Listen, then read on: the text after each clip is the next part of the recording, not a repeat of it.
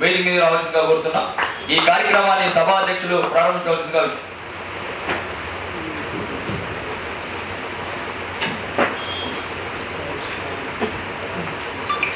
Supreme Buddha Mahatma Jyotiba Phule, Bodhisattva doctor Babasaheb Ambedkar, బహుజన మానవీయులు, Marxist మహోపాధ్యాయులు, పీడిత జన విముక్తి కోసం తమ ప్రాణాలని అర్పించినటువంటి కమ్యూనిస్టు యోధులు, కుల వివక్షత వల్ల ప్రాణాలు కోల్పోయిన బహుజన వీరులకు పేరు పేరున వందనాలు. జై భీమ్, నీల్ లాల్ సలాం. మిత్రులారా,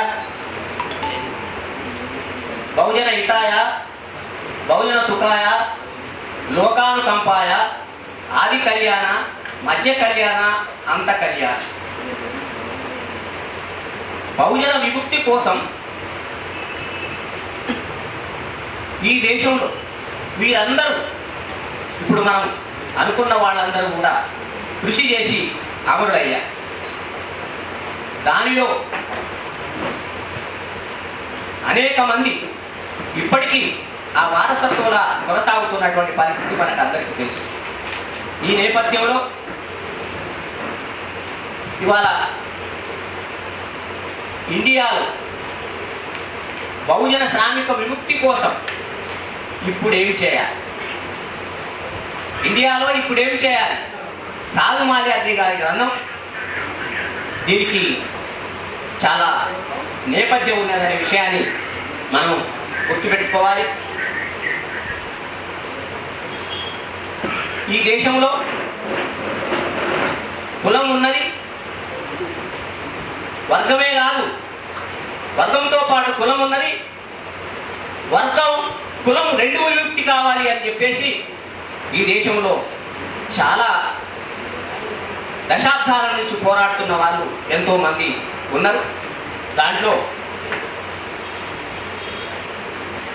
ఇక్కడ విప్లవ ఉద్యమంలో, మార్క్సిస్ట్ శిబిరంలో వర్గంతో పాటు కులాన్ని కూడా చర్చించాలని చెప్పి రావడానికి ఇక్కడ నిర్దిష్టంగా కామ్రేడ్ నారోజు వీరన్న చర్చ మొదలుపెట్టాడు. దానికంటే ముందు వివిధ సంబంధించినటువంటి రాష్ట్రాలలో కొంతమంది దానికి మొదలుపెట్టారు. అయితే ఈ విముక్తి కోసం పోరాడుతున్న దాంట్లో అంతర్గతంగా కమ్యూనిస్టు పార్టీలో చర్చ జరిగిన, బయట మాన్యవర్ కాంశీరామ్ గారు తీసుకొచ్చినటువంటి బహుజన సమాజ్ పార్టీ, మేమెంత మందిమో మాకంత వాట, బహుజన విముక్తి కోసం ఓట్లు మావే, సీట్లు మావే కోసం ఈ దేశంలో బ్రాహ్మణ పార్టీలు, పాలకవర్గ పార్టీలు ఉంటే ప్రత్యామ్నాయంగా బహుజనుల కోసం ఒక జాతీయ పార్టీని ప్రారంభించింది మాన్యవర్ కాంశీరామ్. ఆ ప్రభావంతో ఈ దేశం మొత్తం మీద ఆ ఋతుపవనాలు ప్రసాదించడంతో విప్లవోద్యమంలో కూడా చర్చ జరిగింది. అనగారిన కులాలు తమ కులం గురించి చెప్పుకోవడం, తమ వాటా గురించి డిమాండ్ చేయడం కూడా మాన్యవర్ కాంశీరామ్ గారు బహుజన సమాజ్ పార్టీ యొక్క నేపథ్యాన్ని కూడా మనం గుర్తుపెట్టుకోవాలి. అందుకే అనగారిన కులాలు కూడా ఇవాళ తమ పేరు చెప్పుకొని ఇవాళ మాకు విముక్తి కోసం పోరాడుతున్నారు. దాన్ని మారోజు వీరన్న నిర్దిష్టంగా దానికి ఒక సిద్ధాంతాన్ని రూపొందించాడు.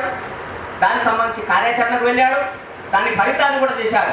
అందుకే ఇండియాలో ఏం చేయాలని కొనసాగింపుగా ఇంకింత వివరంగా ఈనాడు సాధు మాల్యాద్రి గారు ఇండియాలో ఇప్పుడు ఏం చేయాలనే గ్రంథాన్ని తీసుకొచ్చిన నేపథ్యాన్ని మనం అర్థం చేసుకోవాల్సిందిగా కోరుతున్నాం. ఇక సాధు మాల్యాద్రి యొక్క జీవితాన్ని మనం చూస్తే ప్రకాశం జిల్లా పొన్నలూరు మండలం మంగపతి వారి పాలెం పుట్టిన గ్రామం. 1982లో కందుకూరులో పీడిఎస్ జనరల్ కౌన్సిల్ సమావేశం సభ. విపరీతమైన జనము విద్యార్థులు వచ్చి అది రాష్ట్ర వ్యాప్తంగా ప్రభావం పడ్డది. దాని నుంచి అనేక మంది ప్రేరణ పొందారు. దాని నుంచే సాధు మాల్యాద్రి కూడా హై స్కూల్నే ప్రేరణ పొందాడు. 1983 నుండి ఆయన సాంస్కృతిక కళాకారుడుగా పాటలు పాడేవాడుగా ఉద్యమంలో ఉన్నాడు. 1985లో కాలేజీలో ప్రవేశించినప్పుడు విద్యార్థి సంఘం నాయకుడిగా ఉన్నాడు. 1986లో పీడిఎస్ కందుకూరు పట్టణ కమిటీగా అధ్యక్షుడిగా ఉన్నాడు. 1989లో ప్రకాశం, నెల్లూరు ఉభయ జిల్లాల పీడిఎస్ అధ్యక్షుడిగా కూడా సాధు మాల్యాద్రి గారు పనిచేశారు.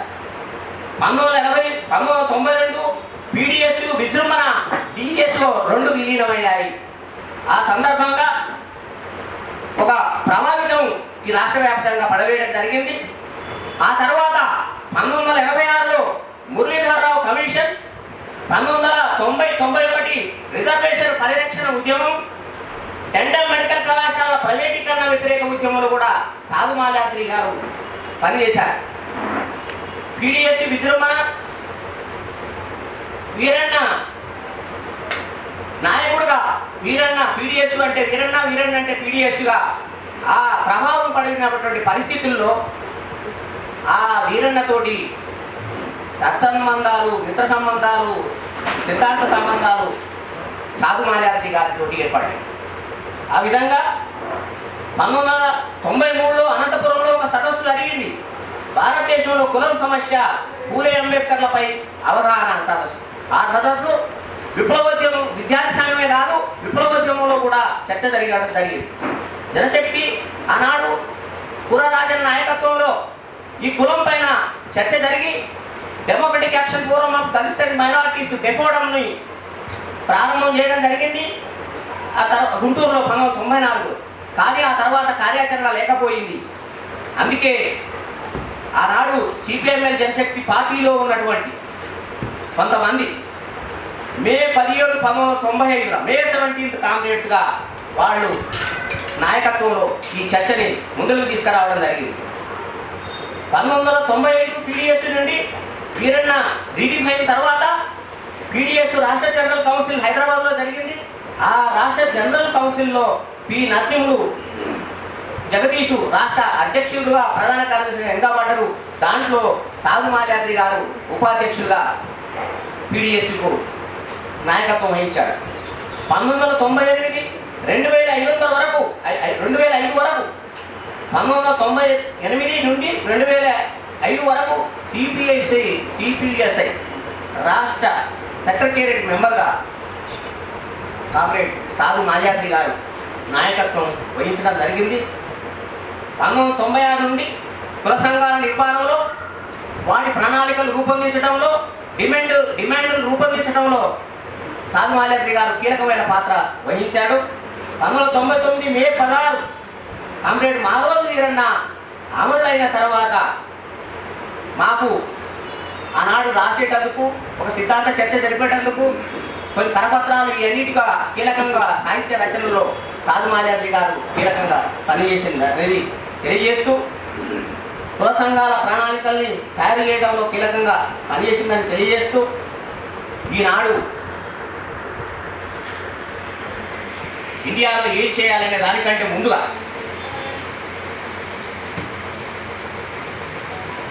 ఒక 4 పుస్తకాలు రావడం జరిగింది.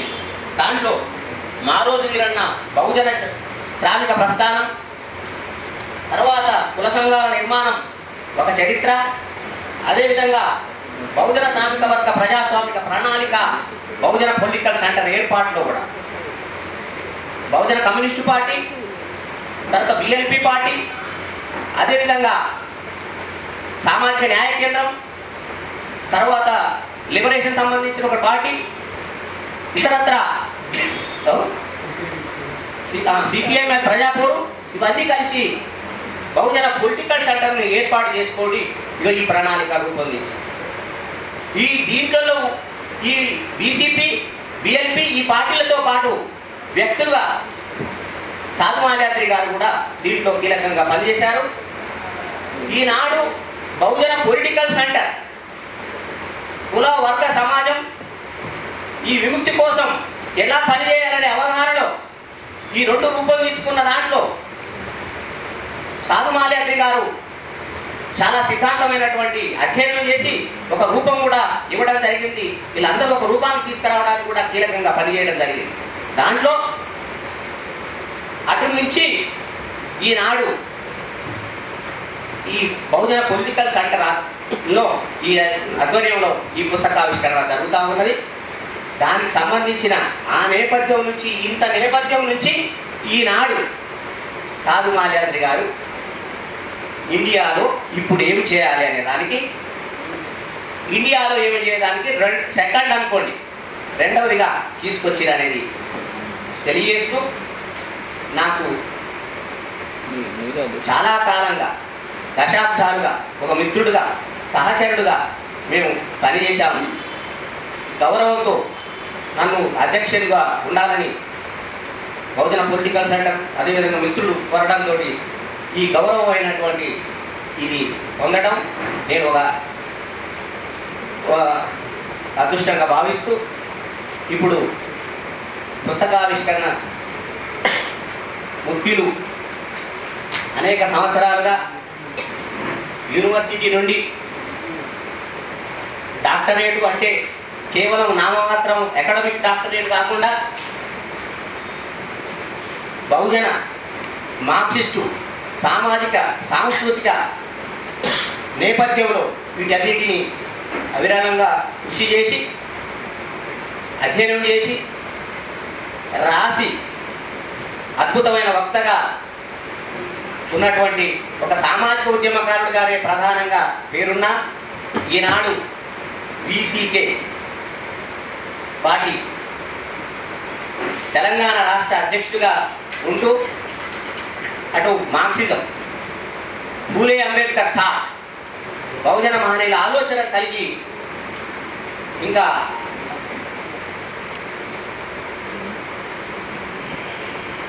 భారత రాజ్యాంగాన్ని కూడా ఆకలింపు చేసుకొని నిజంగా ఈ దేశం యొక్క చరిత్ర ఏంటిదనే దాంట్లో అధ్యయనం చేయడంలో చాలా ప్రముఖ పాత్ర నిర్వహిస్తున్నటువంటి జీలకర్ర శ్రీనివాస్ గారు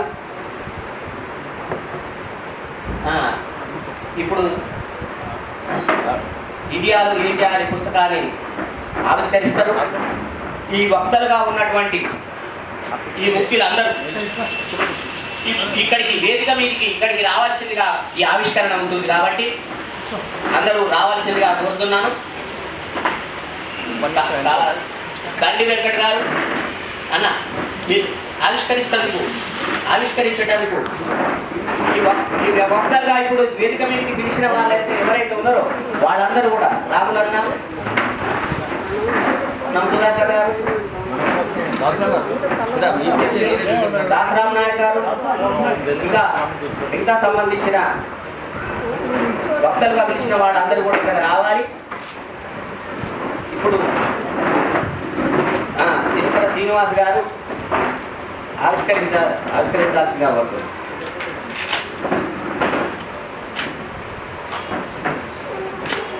తీసుకున్న ఫోటో